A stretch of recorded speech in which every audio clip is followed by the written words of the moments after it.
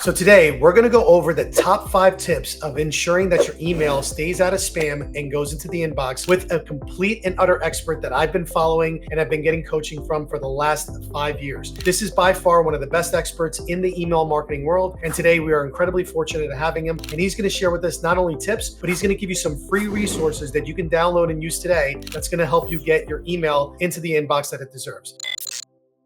So without further ado, I am so incredibly happy to introduce a very good friend of mine, Matt Ratliff. He is by far one of the best email experts out there in the market that we know. And I got to be honest, he's been my coach for the last 5 years. And whenever there's something I don't know about emails, he's the guy I go to. But more importantly, if I'm a Jedi, he is the Jedi master. He's the Yoda of email. And I am incredibly happy because I send him clients all the time. He's been helping my clients for God knows how long. I've sent him hundreds of people at this point. And whenever there's a problem with somebody's email going into spam or their emails getting shut down, there's only one person I call, and that is Matt. And again, I'm so happy and fortunate to have you, Matt. Matt is also the owner of InboxIQ, a software that he designed and built that we're actually going to have a whole show on the next one. But today we have so many free resources and great advice to show you guys that I have to share Matt's knowledge with that. So Matt, welcome again. I am so happy to have you here. And again, I don't know if I can sing you enough praises. And remember, anybody I bring on the show is either somebody I use or that is either completely vetted. And this is actually a good friend of mine who I've been using for a good amount of time. And we've been in some thick, really bad email situations, if I recall. I think we had, Yeah. I think we had a person that literally got blacklisted. I think we had another person that had a 5% deliverability rate, meaning only 5% of the emails were actually getting into the inbox. I think we've had people in spam jail that couldn't get out. I think we've had people that had 30,000 person list and couldn't get any emails into the inbox. So Matt's you've been through the thick woods of it, but I kind of don't want to do any justice. So anything that you want to share, any other big accomplishments? I know you got the InboxIQ that you just rolled out, right? And that software has been live for what, 3 years now? About 3 years. Yeah, 2.5, 3 years. Yeah, about. Yeah, that's hard to believe, actually. Yeah, and then you also created some websites, some assets that we're going to go over today. You just launched your Chrome extension, right? To help people with their inbox. 2 of them. Wow. So 2 Chrome extensions that'll help people kind of analyze their email. And we're going to show you guys what they're all about. And yeah, like I said, you're working with some pretty big names in the industry, helping their emails out. I know Molly Mahoney, I think a couple of other ones, you helped out FG Funnels. I helped myself out, I know, numerous times and some of my clients. Anything right off the top that you kind of want, before we get into the top 5, that people really should be worried about this year in 2025? Well, there's a lot of things shifting. So I don't know if you guys are paying attention to what's happening with Yahoo right now. So AT&T is basically shifting their entire infrastructure over into Yahoo. Okay. Oh, wow. So there's tons of AT&T domains that are being shifted over to Yahoo. And then also Comcast, they've got tons of domains that are moving over to Yahoo. So what does this mean for us? So some of the things that are changing from the Yahoo side is that Yahoo was very gracious in giving you tons of, I think, maybe a terabyte of space for your emails, right? And so now with all of these other domains shifting from AT&T and Comcast, that's now shifting a little bit. So what does that mean? Well, Yahoo is going to downgrade the amount of storage each of us can have if you got a Yahoo inbox. So for people that have been in there for a long time, I don't know if they're going to be grandfathered in and stay at that level, but we could see a lot of inboxes going dark. So we could see a lot of increases in bounces because now there's no extra room for sending those additional emails. So that'll be something that we need to keep an eye on. So yeah, we'll see. Yeah, that's pretty crazy. And just for everybody that understands is watching, we have tons of videos on email deliverability and all that, but a bounce is when you send an email to somebody and it returns back. And if you get too many bounces, you have an email reputation that actually exists in the internet. And if you get a lot of bounces, your email reputation, like a credit score, will drop. So you always have to be mindful. If all of a sudden you send, let's say, an email to 100 people and 50% drop, your email reputation takes a pretty big hit, right, Matt? It does. Yeah. So with that inbox provider, and not only that, your email service provider, so if you're using Mailgun with HighLevel, they're also watching this too. So there's an acceptable use policy with bounces, which if you go over a 5% threshold, you're going to run the risk of getting that domain shut down. Wow. So that's a pretty big golden nugget. So insider scoop, Yahoo, big change. So yeah, I was not aware of that. That's pretty big change. So now let's kind of get into what we promised, right? So if we kind of range the top 5 tips that we're going to have for people to go into, let's say, always ended up in the inbox or really high chances of ending up in the inbox, what would you say like the biggest thing that they have to focus on in tip number one is? Well, let's focus on the foundation. So tip number one is that foundational component. So I'm going to use my brand as the example. So funneltechie.com. So as I build and scale my business, I want to properly create different tiers of isolation for my email sending. So funneltechie.com needs to have its own inbox presence for my business. So I'm going to place that into Google Workspace. Okay. So I've got my Google Workspace account. You and I, Nuno, can send emails back and forth as a one-on-one type thing. But let's say that now that I go into maybe a marketing platform like HighLevel, do I want to continue to send my email from that root domain? Not necessarily. We need to think about, well, let's create a subdomain so that we can isolate bulk email from one-on-one type email. And so I do that, creating these different tiers of isolation to protect one from the other. There's a lot of nuances around that, but that's one thing that I notice across the board that can get us into some hot water if we're not careful. Now, for a percentage of us, we can get by with, if we're in HighLevel, we create a subdomain. And in that email that we're getting ready to send in the from address line, can we include just the root domain, but underneath that, we're actually sending it via a subdomain? We can get by with that for a time. But if we get too many negative signals from those bulk email actions, that has a high chance of bleeding over into the root domain because now there's two domains in the envelope. Why I tell people that we need to isolate that. And even in your from display field, use the actual sending subdomain in that field so that it's isolated. Wow. So that's a big change. So anybody that's watching, let me kind of like dumb that down a little bit, right? So a lot of us that have set up like HighLevel, we always use like MG dot or LC dot, depending on, again, it's all mailgun. And basically you're saying that before we would be able to get away with like putting our root domain in the from area. Now you're saying based on all the changes and craziness that's happened, it's actually beneficial for us to add the subdomain. So it would be Nuno at, let's say, mg.automatedmarketer.net if I was sitting from my automatedmarketer.net platform, right? That is a best practice, and that's the way that I prefer it. And it shows up different. So, whenever you're sending that type of email, let's say that you put both email addresses in the envelope. You send it to Gmail, everything in the header section looks good. But if you send that to maybe an Outlook address, Microsoft is going to display that in a very funky way. And we just want to create those isolation tiers and make sure that we're also aligning it completely, because there was a recent change with Microsoft even. They're now playing the same game that both Yahoo and Google started, last year, with making sure that everything was aligned. They're doing the same thing now. So they're wanting to look for that. So that's a best practice. Yeah. So let me ask you another question regarding that, because like this is a big one. A lot of people get mad when their email doesn't get displayed. And when they want to get replies, they want to go into the core email address. How do I get it so when it shows in your inbox, right? So I send it from me to you, and now I'm using the subdomain, but I want you to reply not to my subdomain. I want you to reply to my core domain. Yep. How do I get my main domain to show up in there so it doesn't look funky? So in most marketing platforms, you've got the option to change the reply to action. So you can put that reply to address in there if you don't want to use it. So let's say that maybe you've got a sales staff and there's many different namespaces. So when I say namespace, that's everything before the @ symbol of your email. So that's the namespace. Yeah, like John Doc, Marriott, whatever, all the people that you would have. There's lots of things that you can do. You can even though we're using Mailgun perhaps, or whatever email provider, we can actually change. This is more of an advanced thing, but you can go in there and update and change the MX pattern to match where you want it to go. So let's say that you wanted those replies without changing the reply to go into your Google Workspace account. There's a strategy around creating a domain alias inside of Google Workspace. Sounds complicated. It's very easy. I would love to share that at some point. And then change the MX records that you would have brought in through Mailgun and update it. That's a whole advanced strategy, but it works quite well. Yeah, it sounds really, really cool. Well, this will definitely be the part 2 for sure. So tip number 1, amazing. So make sure we're adding the subdomain now into that. And then if you want to really have the reply to going into your regular inbox, you set up the reply to in email services and settings. And again, everybody that's watching this is pretty familiar with it, but you go into settings, email services, there's a little reply to right in the top side. And then you would just change the reply to at the bottom part to ensure that the reply to address is there.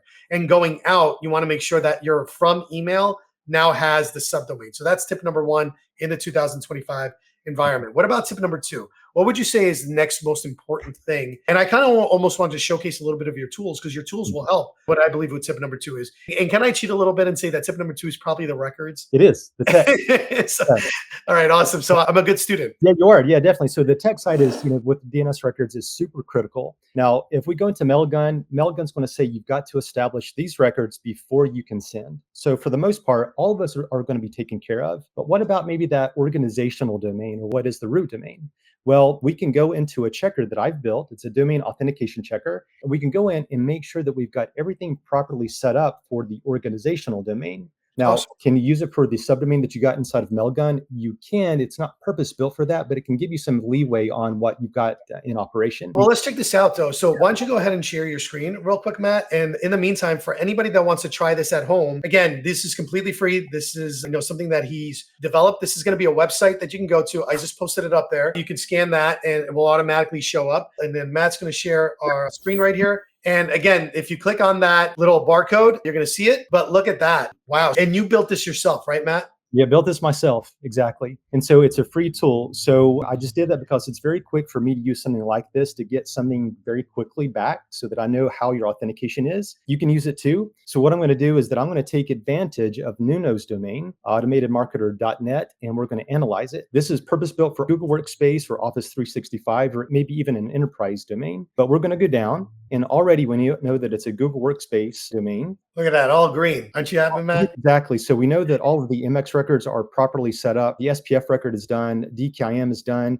This is the one piece that most people miss. And that's a very critical thing because that really is the most important record of the foundation aside from DMARC.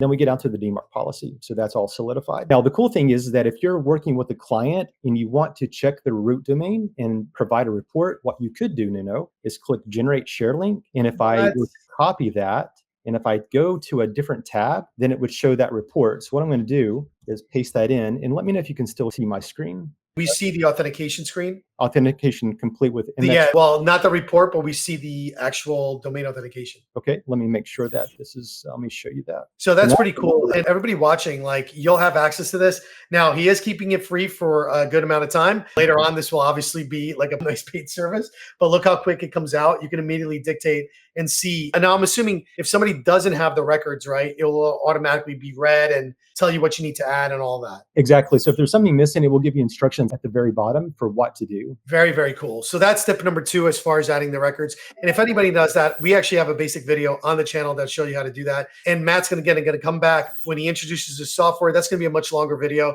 where he's going to go over some of those advanced tactics he talked about with the MX record. He's also go about his amazing software that we use internally in our system. And we'll kind of take you behind the scenes and our email deliverability and where we're at and how we constantly work with Matt to ensure our deliverability is always top notch.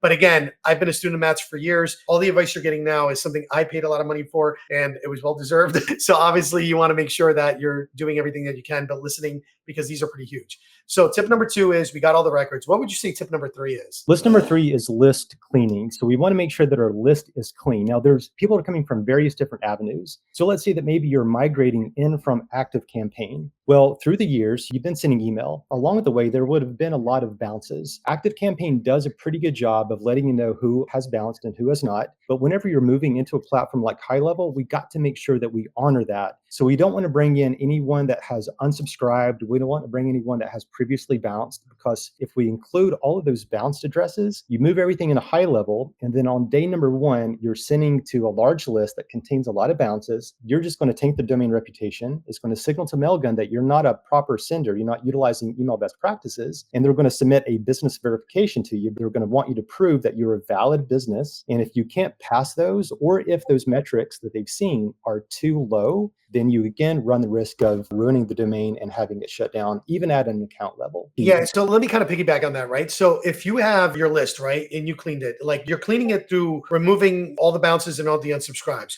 What if it's, coming from somewhere else and it doesn't necessarily knew that? Is there a recommended tool you recommend to like clean the list? Is there one you prefer? There's 2 actually. I use Never Bounce and I use Kickbox. Kickbox, probably the better choice, but I've used Never Bounce for years. They're very close in the way they handle things, but both of those tools are solid. So you could run a list verification check through those systems and extract what they give you back and just take advantage of it, because it's going to help you to also avoid spam traps. So another quick point about spam traps is that those spam traps might have been on your list previously. There could have been a real inbox owner of that address, but maybe they've abandoned it, right? So Google, after about 2 years, I think now, if you've not gone into an account, they take that account back. So they could use that as a spam trap. And so what happens is that if that spam trap is on your list, then you run the risk of ruining your reputation with that mailbox provider. So that's a key. So hold on, let me pause there because that's kind of crazy. So you're telling me that like these bigger inbox providers have something called a spam trap because they want to see how often you're cleaning your list. They do, yeah. And so this Wow. is a tactic that people that are using scrapers on websites or tools online. That's a really good quick way for a mailbox provider to know if you're a scraper or not, or someone that's buying of a list. So you got to be super careful of that process. Oh, that's pretty cool. Well, that in itself is pretty amazing. And let's move on to tip 4, man. We're rocking and rolling with these. So warm up. So once you go into HighLevel, now this can be from you've newly created a HighLevel account with a brand new sending domain, or maybe your domain reputation has been tanked and you just want to fix some things. Well, both of those scenarios go into a warm up process. Now, I am not a big fan of using any third-party warming tool. I don't like it. Some situations for like cold emailing, that could be a process that you could use for that. But what I would rather you do is build a warm-up flow within your own HighLevel account. So what does that look like? Well, the way that I cookie cutter this, even with my own clients, I'll go in, if I've got any engagement data from their previous platform or whatever they've got at the moment, I'll take their most engaged list over the past 30 or 60 days. I'll take that, I'll create a smart list from that. Then I'll ask the client to give me 3 different emails. Each one of those ideally need to have a single call to action. It could be a click to a free resource, a click to a PDF, a video, whatever. You could even ask at some point maybe for a reply to get a resource. So if they reply, then you could create an automation to send the resource that they're after, kind of thing. So it creates that two-way sync or process to make it look good from an inbox provider. So what I would do with that is that I have the client add those emails into templates. So within templates, you can add the from name, the from email address, all of that stuff. Everything's baked in. Put that into a workflow with no trigger. You're going to go in and create email action number 1 as the first one. We're going to create a wait step that's maybe 24 hours. Email number 2, wait 24 hours, and then email number 3. And then what I do is that through a warm-up process, this is a key piece of this, is that we're going to go into contacts. And in fact, I'm going to show you what this looks like. So I'm going to go into one of my accounts. And what I'm going to do is I'm going to go into automations, and I'm going to very quickly do this. Maybe I've already got a warm-up workflow because, yeah, I do have it. So what we're going to do, we're going to go back into contacts. And let's say that I've selected my entire 30-day engaged list. Okay, so let's pretend. So I'm going to select them all. And I'm going to go to add to automation. And the way that I like, so we got an action name. I like to define this based upon the name of the smart list that I've created. So for this, I'm going to say 30-day engaged, hyphen, whatever the name of the workflow is. So in this case, it's email warm-up workflow. And then I'm going to go down to the workflow area. So now we need to find the actual workflow. So I'm going to find my warm-up workflow, and then I'm going to go over to send it in drip mode. And I always like starting this on a Monday. It's just a better thing for me. So I'm going to go over and select the 4th of August. And I'd like to choose just a very random time. I'm going to choose, I don't know, 9:17 a.m. Okay. Any reason for that, or just because you like to? So a lot of people, if you notice that everyone is sending at the top of the hour, right? Or the middle of the hour. So you see tons of emails coming in. And so I want to help our emails to sort of stand out. That's something to consider. Very cool. Yeah, very interesting. So the batch quantity. So this could be all over the place, but if we're being very cautious, this is a brand new domain moving from a previous platform. What I'll do is that I'll start between a quantity size of maybe 200 to 1,000. It depends on the client. But I'm going to say 200 for this one, and I'm going to repeat this every day and not do it on Saturdays and Sundays. Now notice that I'm not doing an hourly warm-up. An hourly warm-up could be done, but I need to get some data back. So I'm going to start very conservatively and do it this way because it's safe. So I'm going to start on August 4th, 200. So I'm going to go ahead and say add to automation. Now, what's going to happen is that when the 4th comes, 200 contacts are going to be immediately sent into email number 1, and they're going to transition down to that wait step. And then 24 hours later, they're going to move down to email number 2, and then a fresh batch of 200 contacts are going to come in, and we're going to continue this. So in that same workflow, you're going to have a max of, let's say, 600 contacts. And that's going to happen over that first week. So don't change anything. Let that bake, let that do its thing. And what you want to do is go into those emails, and basically what we're looking for, you can go into each one of those emails, or if you've got InboxIQ, you can look at your global stats. What we want to see is that you're at or above a 40% open rate. And yes, opens do matter. In this case, there's lots of things online about open rates can't be trusted. Ignore that garbage for now. We can talk about that in the next video more in depth, but we need to trust it. So if we got a 40% open rate or greater, then we're doing something quite well. And then if we've met that metric, and then we also are under, ideally, a 2% bounce rate, we're at or under a 0.08 spam complaint rate, and well under a 1% unsubscribe rate, then we are doing quite well. Going into the second week, now we want to begin doubling this volume. So now what we could do is go into bulk actions, find the name that we created last week. We want to go in and edit that. And now we can begin doubling this batch quantity every day thereafter. And so that's the way that you warm up a domain. Yeah, awesome. The way that I do it. So that's tip number 4. Number 4. And now let's go to tip number 5. And then I also want you, well, since you're sharing your screen, can you share your screen one more time, Matt? Before we go into tip number 5, the last tip, can we show some of the tools you've created for free that can help out? Like, for instance, can we look at some of the Chrome extensions you built? Because I know you did a great job in building these and you just got them approved. And I want to showcase those a little bit. I also want to make sure that everybody's watching that at the end of this call, and also at the link at the bottom of this video, if you are completely in dire straits and your email's completely tanked and you want to hire somebody to fix it, this is the fixer. Matt has been by far the one guy that fixes everybody's emails and everybody that I know about HighLevel. So if all of a sudden you went from, like, let's say 40% open rate and is now at 5, and you're trying to figure out why, instead of running your head and figuring all this stuff out, Matt's the guy that I go to when I have this problem. And I usually have my clients hire him to do all that. So I want to make sure that on the bottom of this, and also in the link in this barcode, that if any of you want to book a call with Matt to go over your situation and also to see whether or not it'll be a good fit, if you are in that dire strait kind of situation, which a lot of us sometimes are, or if you're getting completely fed up and you can't get past 20% open rates. Working with Matt, I'm at 43% on my newsletter, which is mind-boggling. Most newsletters are in the 20 to 30% range. I'm passing at 43. And my other emails, and we'll show that kind of like, we'll showcase that with InboxIQ in the next video that we're going to have to kind of show you guys like behind the scenes of like the software and how it works. But it's not only through the technical records, but it's a lot of the stuff that you're going to learn from Matt in all this. But what we saw the domain checker, right? This was the actual website you go to that it goes on in. I put, and again, anybody that wants to book a call, you can scan that card now with Matt. And also there's the link at the bottom, just in case you guys want to write it out. But it'll also be, all these links will be in the bottom of the video. So if you want to check out the checker and the 2 Chrome extensions we're going to show you, you can go ahead and do that. And then we'll move on to tip 5 and kind of close out the call. And with the expectation that Matt's going to come back and do an even more advanced kind of tutorial and give you even more tips, more of the advanced tips to really ensure that you're always getting the best deliverability.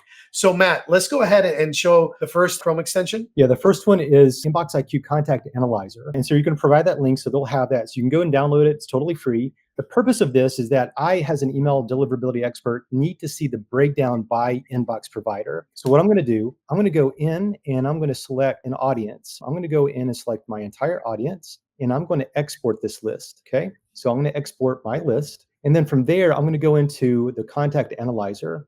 I'm going to choose the CSV that it just downloaded, and I'm going to put it in. And so we're going to analyze it. So this is a very quick process. So even if you've got a list size of 1 million, it won't take very long at all. So this is using all of my backend, even my backend JSON DNS system for this. Like a lot of servers to make this thing work. Lots of things. Yeah, it's crazy. But the purpose of this is just so we can see the breakdown. So almost done. So what we're going to do is that we can see now each provider. So we know that I've got a lot of Gmail contacts. Yahoo is very low, but we can kind of see that. And then even from a custom domain perspective, we can see the breakdown, whether they're with Google Workspace, Microsoft Office 365. Any unknowns just simply means that maybe someone went to Bluehost, purchased a domain, and was a part of their Linux-based hosting for email. We don't know what that system is. It's just something that's not well known. Any unresolvable, pay attention to this. If that number is quite large, we may want to go in and say, well, those unresolvable contacts are going to show here. And it's perhaps that maybe someone that has fat fingered their email. That could be a possibility. You can look it over. But we want to make sure that we've got a clean list. And so that's going to be the unresolvable. So that's the purpose of it. And so that gives me a clear indication of how we may need to navigate the rebuilding of your domain's reputation. So you would, like, so for instance, in this case, you would focus very heavily on ensuring that we're doing all the things that Google would like, because there's such a strong Google presence in this particular list.